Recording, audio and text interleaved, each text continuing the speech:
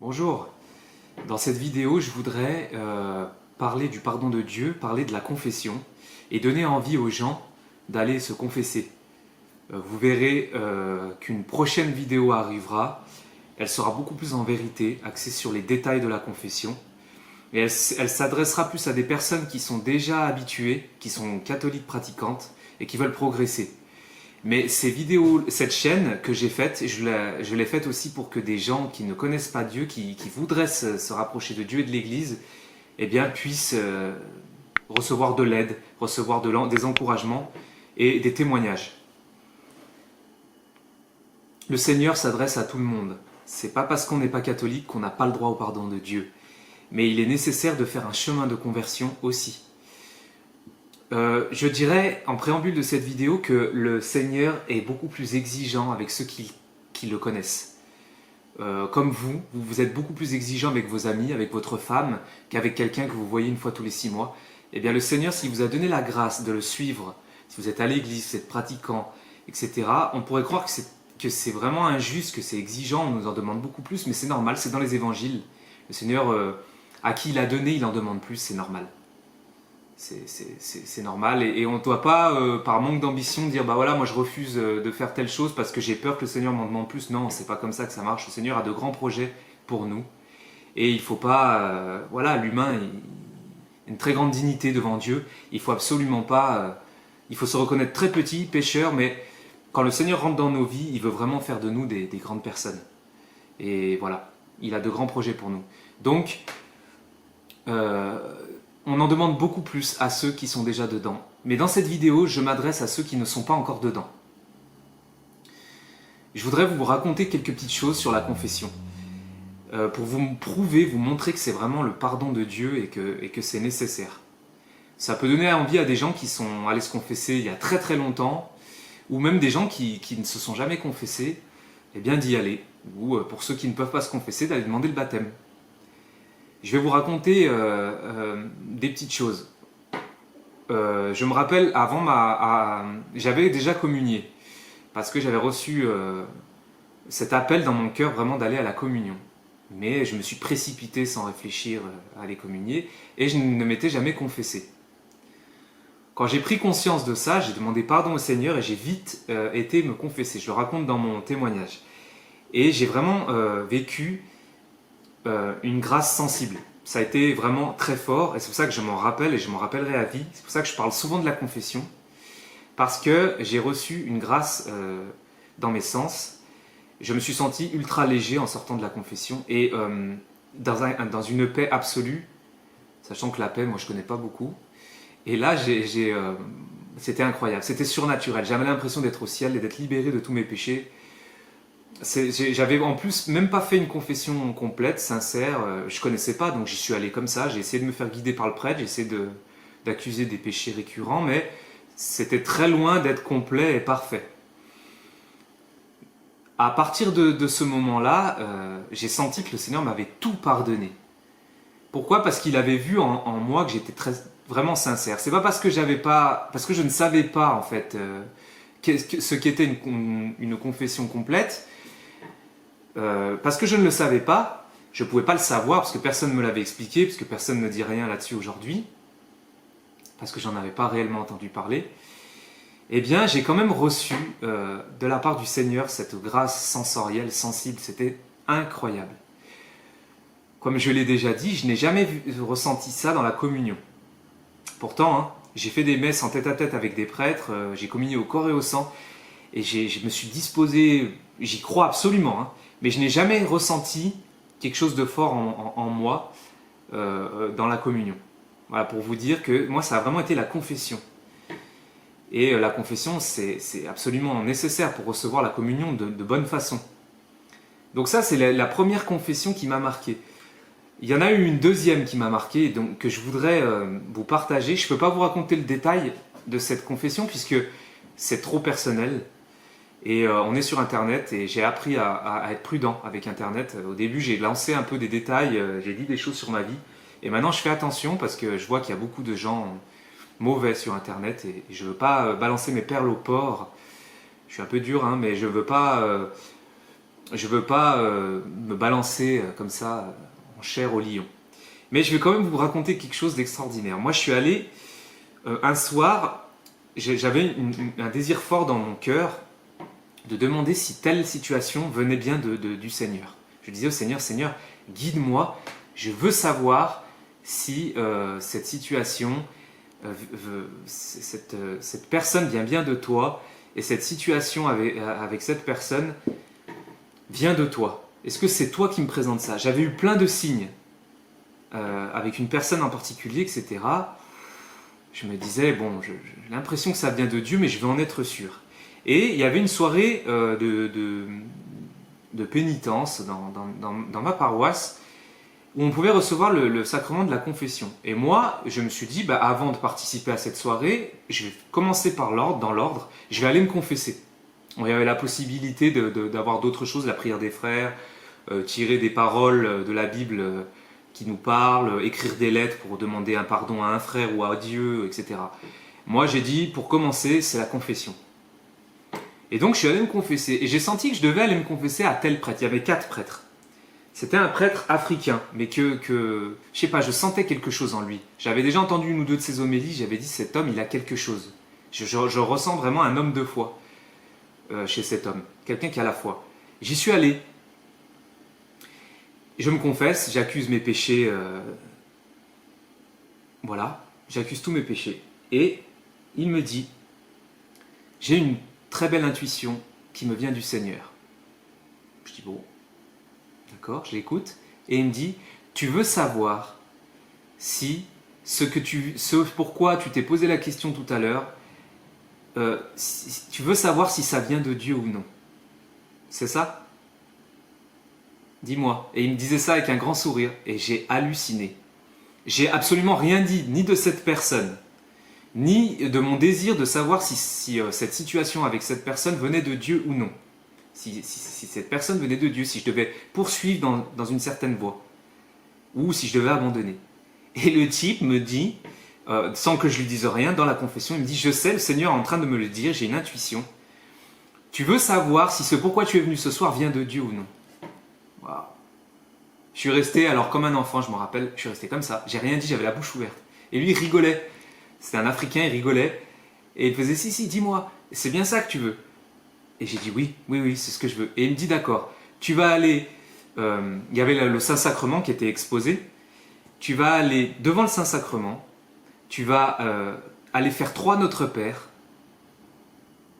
tu vas te mettre à genoux devant le Saint-Sacrement un bon moment.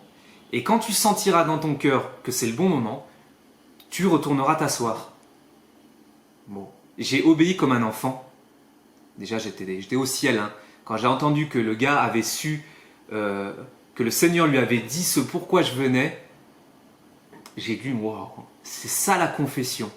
Et vous voyez, ça m'a montré que vraiment le prêtre agit in persona Christi. Je demandais au Christ de me donner des signes forts, je demandais au Seigneur, mais j'aurais jamais cru le recevoir dans la confession. Je ne m'attendais pas du tout à ça. Je suis resté sur le cul, comme on dit, désolé pour la grossièreté, mais je suis vraiment resté bouche bée. J'ai dit, c'est fou, c'est ça la confession. Voilà. Et voilà, j'ai écouté exactement ce que m'a dit le prêtre et j'ai eu la réponse dans mon cœur. Et j'ai compris que cette personne et cette intention que j'avais avec cette personne venait de Dieu. Voilà, et j'ai jamais lâché du coup. Parce que si j'avais eu de tels signes, voilà, c'était aussi parce que ça allait être très difficile. Voilà, c'était pas gratuit, hein, c'est jamais gratuit. C'était des aides, une aide dont j'avais vraiment besoin. Mais voilà, je suis désolé de ne pas pouvoir rentrer dans les détails, ça serait vraiment trop personnel, je ne peux pas rentrer dans les détails, je suis désolé. Mais croyez-moi, j'invente rien, c'est la vérité. 2 fois, j'ai eu ces choses-là en confession. J'ai aucun intérêt à vous inventer ça. 2 fois, j'ai eu ça en confession. Pour vous dire, pourtant la communion, c'est vraiment le sommet des sacrements. J'ai jamais rien eu avec la communion. Vous voyez, c'est pas... Donc vous voyez, j'ai rien à vous inventer. Si j'avais des choses à m'inventer, je vous inventerais des tas de conneries sur ce que j'ai senti dans la communion, que le Seigneur m'a dit ceci, cela, c'est pas vrai. Jamais ça m'est arrivé, je vous le garantis. Si vous en avez eu une grâce comme ça, magnifique, gloire à Dieu, moi ça m'est pas arrivé. Mais je l'ai eu en confession, alors pour moi c'est pareil. Parce que la confession, ça prépare à la communion.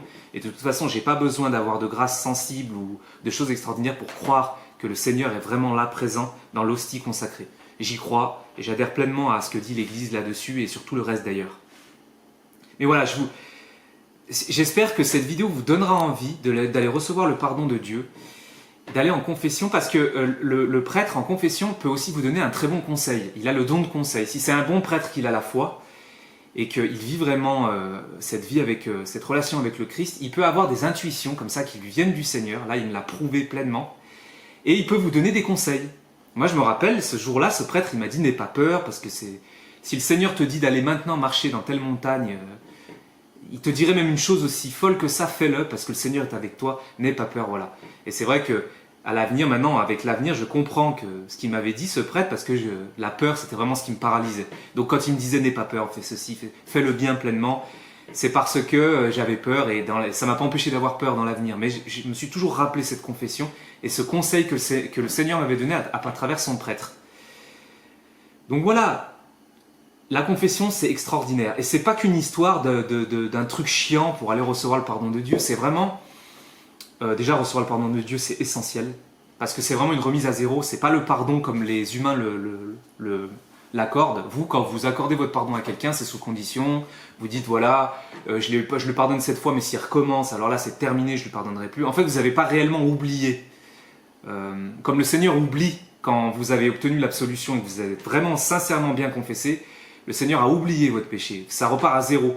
C'est comme si c'était déchiré, effacé, et ça repart à zéro. Et ça, c'est génial. Et nous, on n'est pas capable de ça, parce qu'on n'est pas Dieu. On n'a pas cette miséricorde ultime. On doit tendre vers ça, mais c'est très difficile. Ça demande beaucoup de temps pour arriver à pardonner une situation, etc. Et c'est normal, hein. Faut pas paniquer.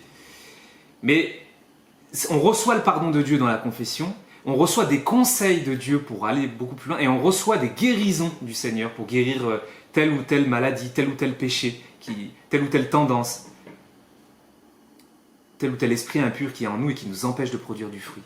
Voilà. Pour les gens qui ont eu de grands traumatismes dans leur vie, etc., allez en confession. Allez recevoir le pardon de Dieu, c'est des guérisons qui vont pleuvoir. Si vous êtes sincère, alors ça prendra le temps que ça prendra, mais si vous êtes vraiment sincère, que vous voulez du pardon de Dieu pleinement, allez-y. N'hésitez pas à aller prendre rendez-vous en confession. Tout baptisé peut aller se faire confesser, ne l'oubliez pas. Même si vous n'avez jamais pratiqué votre religion, si vous vous sentez de vouloir vous rapprocher de Dieu, vous pouvez aller vous faire confesser tant que vous êtes baptisé. Et si vous n'êtes pas baptisé, je vous appelle à faire ce chemin vers le baptême.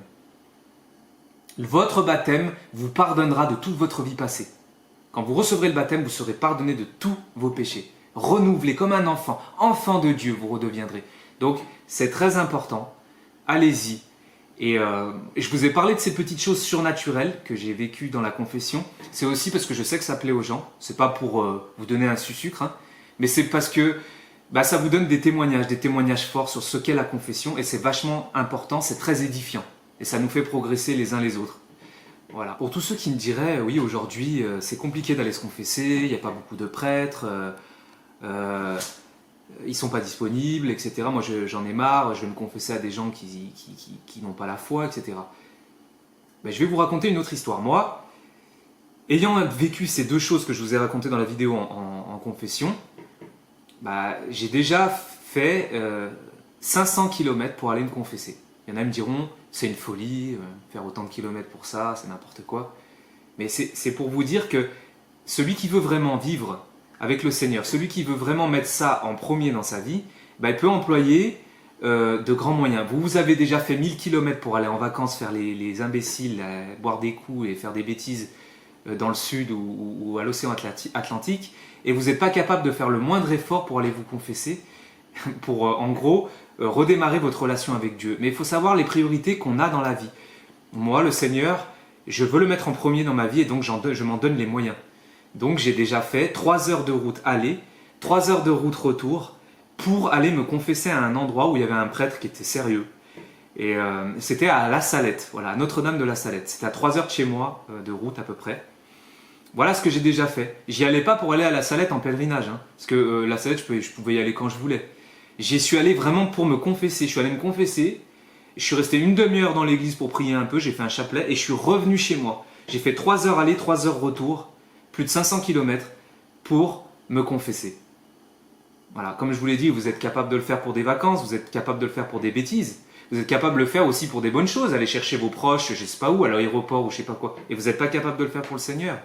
Eh bien si, Si vraiment le Seigneur, il est en premier, il est important dans votre vie, ou vous voulez le mettre en premier, mais vous savez qu'il n'est pas en premier. Moi, c'est ce que je sais. Moi, je veux le mettre en premier, mais parfois, il n'est pas en premier, malheureusement.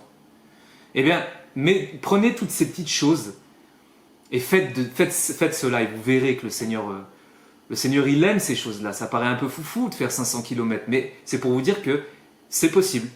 Ne dites pas, j'ai pas tel prêtre, il n'y a pas de bon prêtre autour de chez moi. Priez le Seigneur pour qu'il vous mette sur les bons rails. Priez le Seigneur pour qu'il vous fasse rencontrer les bonnes personnes, et notamment les bons prêtres.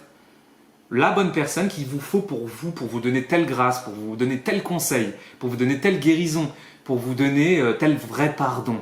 Il n'y a rien de tel. Et moi, je prends toujours plaisir à entendre ou à lire des témoignages de guérison dans des confessions. N'oubliez pas que la confession, c'est aussi une guérison. Et c'est redémarrer à zéro sa relation avec le Seigneur, qui doit être en premier dans nos vies, et même nos proches doivent passer en second. C'est le Seigneur qui doit être en premier. Voilà.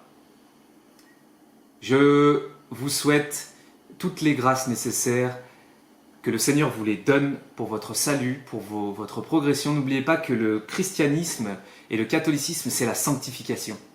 C'est ne jamais s'arrêter, c'est d'aller toujours plus haut, toujours plus loin. Parce que celui qui arrête s'arrête, il bien redescend. L'attraction du péché originel, l'attraction du monde nous tire vers le bas. Il est nécessaire de toujours avancer.